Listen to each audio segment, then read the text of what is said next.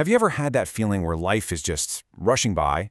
We get so caught up between what happened yesterday and what might happen tomorrow.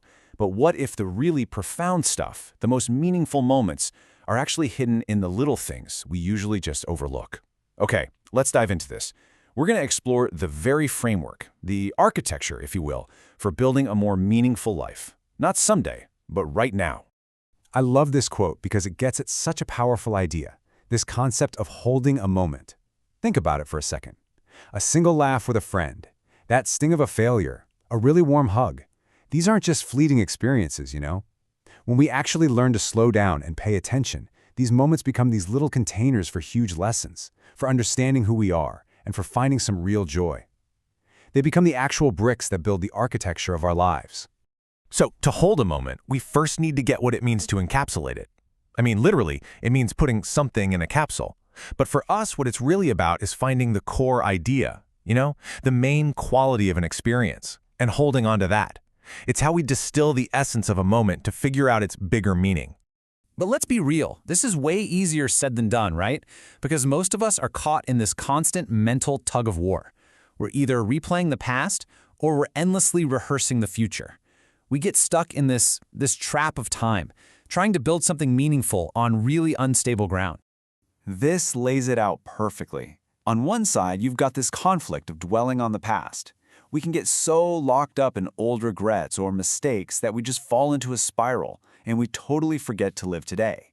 And then, on the other side of the trap, there's the anxiety for the future. We plan and we worry and we can just wear ourselves out getting ready for later. So much so that we completely lose ourselves in the moment we're actually in.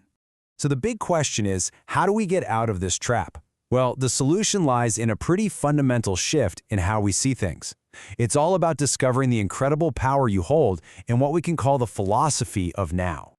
I know, it might sound super simple, maybe even like a cliche, but it is so true. Your life, your real life, it isn't in the past and it's not in the future. It's happening right here. This exact moment, everything that has ever happened in your life has led to now. And everything that will ever happen, well, it begins right here.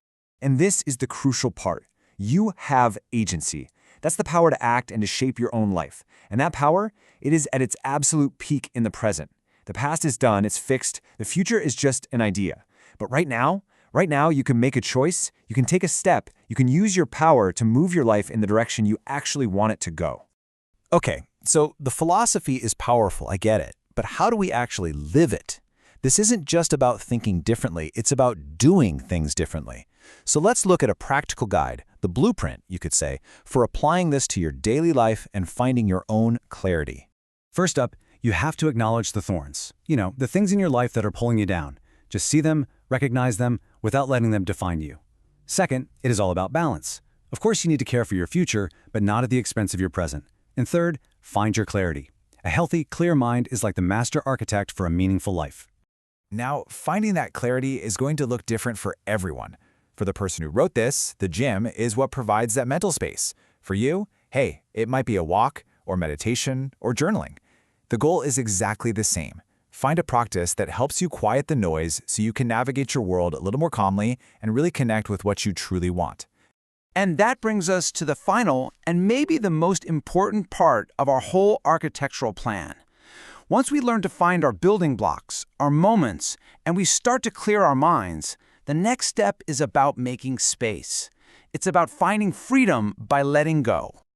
Just imagine for a second you're holding a bunch of balloons, and each one is a past regret or a future anxiety. You have to hold on to them for a moment just to see them clearly. But the real peace, the real power, comes when you consciously decide to open your hand and just let one go.